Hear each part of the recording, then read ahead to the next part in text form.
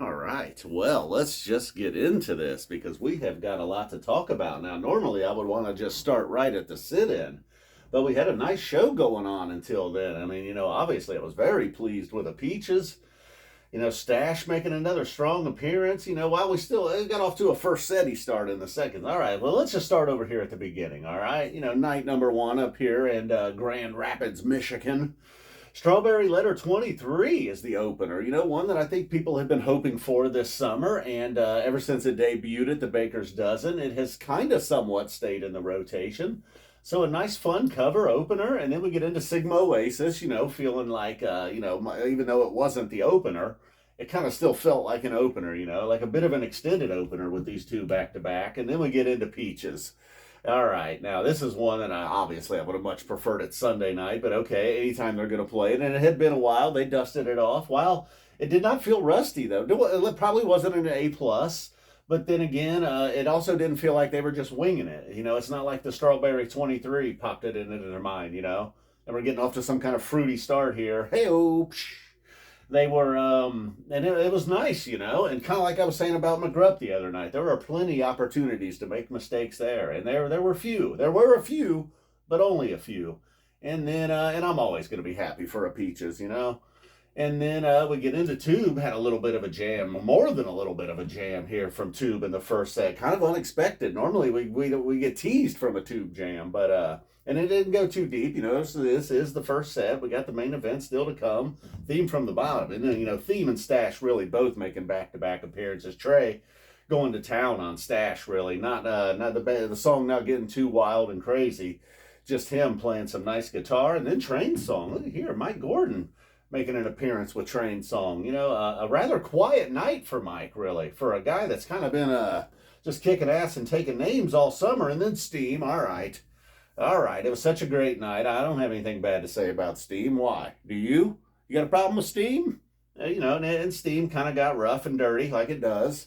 And then there's even parts there where Paige did kind of make it nice, I'll say. And then we get a near set ending riff, but then damn, Bathtub Gin, my.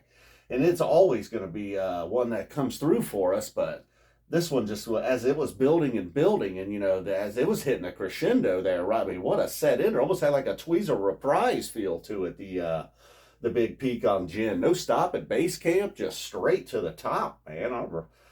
So I mean, it's often in the first set, but man, when it ends the first set like that, what a way to go! And then we get back over here to Free and Sand. Both kind of felt like we were still in the first set here, though, And maybe that's the problem when you know what's coming. You feel like you want to squeeze in some Phish song, just some Phish time for the people that come to see the band. People are like, I don't know about all that, but I don't know about that bluegrass guy and all that hair. I'm here to see Phish. I'm here to see guys with the amount of hair Paige has. Like me. I'm more into Billy Strings. You can see I got luscious hair. Sorry, Paige. All right. all right. I love Paige. He's the man. Someday I'll have that kind of hair. All right, so then we get into Ruby Waves. And then if you were like, all right, but we were deprived of the jam, man. You kind of got a big jam there in Ruby Waves. Well, it wasn't, peak Ruby Waves. We have gotten some nice ones for sure. Hey, that almost made like a little red wave there. I like it. That was not intentional. Then we got Harry Hood. I don't know what happened to the D here. Got a little out of hand, so I went with Harry Hood. Oh, yeah. And felt like, okay, this is the set ender kind of, because a whole new show was starting once Billy joined. And then it still pretty much felt like a Phish show, really. All of this. Yeah, you got some bluegrass down here, but the Moma Dance. It didn't take Billy long to feel comfortable. A nice guitar Billy was playing there, huh? Didn't take him long to get comfortable, and he starts to go off, but then not for too long. He realizes, hey, oh, wait a second, this is Phish here, And then Trey finds his way, something he really likes. Billy kind of joins in with him, and then they just play together so well as that jam just kind of built to a big monster peak. Then they backed it off, but then did not stop. They allowed another time for Billy to kind of go, but then again, quickly him and Trey together. And while it started out maybe like it was going to be, we're going to drift off in here, and maybe this jam peaked, and now the second part is not going to be much. But no, man, we got a two-parter into Possum. At this point, I was already having ideas of like, the Moma Dance jam went on so long. I wanted T-shirts printed, said let Billy sing. But before I could get that in the works, it'd have been a quicker turnaround than the Fare Thee Well lot shirts. Possum lead vocals. I was like, oh, Possum, man, we got so much. I was like, all right, I'm sure Billy could rock this thing. Not only could he rock it, he could sing it. Possum, I mean, the people from that, and there's a nice shot of the webcam on the webcast, people from the front to the back, certainly getting down. The white lights, the Possum. It was nice to hear Billy singing some lead vocals with Phish up there, and then everything's right. I'm like, oh no, I mean, we started so nice, and then okay, I'm not the biggest Possum fan. In fact, a lot of them bigger than me. And then we get to everything's right. It's like, oh no, it just keeps going. The song quality just keeps dropping. But just like with Possum, it didn't really matter because they quickly get into a jam and everything's right. And while maybe it certainly didn't reach this level, the excitement of this from the crowd, it didn't reach that level, but it reached some kind of level. Billy and Trey just playing nice together, not their first time playing together either, and apparently there was some practice time.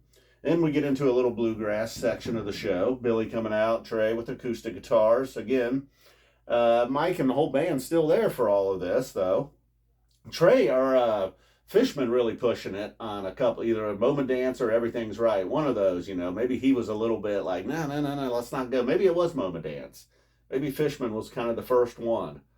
I'm sure they knew they were going long and deep with that one. Long and deep. Yeah. All right. Calm down, man. And then a Carini ender. I thought certainly they should have been done. And then I was hoping for just a real heavy metal Carini. It's always going to be kind of hard and nasty. But we just got like a nice solid Carini. It felt like they certainly didn't want to end it. Everything's right. But then,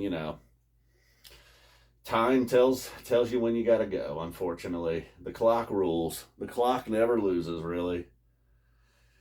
Unfortunately, it did have to end. And then Trey couldn't stop hugging him. At least he didn't start crying like he did at Billy's wedding. He knew the guy for like a week, and then he was crying at his wedding. Come on, man. Expect more. I expect that out of somebody like, I don't know, Paige McConnell, but all right, stop it with Paige, man. What's wrong with you? Paige is pretty much the leader of the band at times, and here I am. All right, guys, I love you as much as I love Paige. Boom, we're out of here. I like it. I'm a Billy Strings fan, so I was pretty excited about this. Rumors of Billy Strings sitting in with Phish. Turns out we're not greatly exaggerated.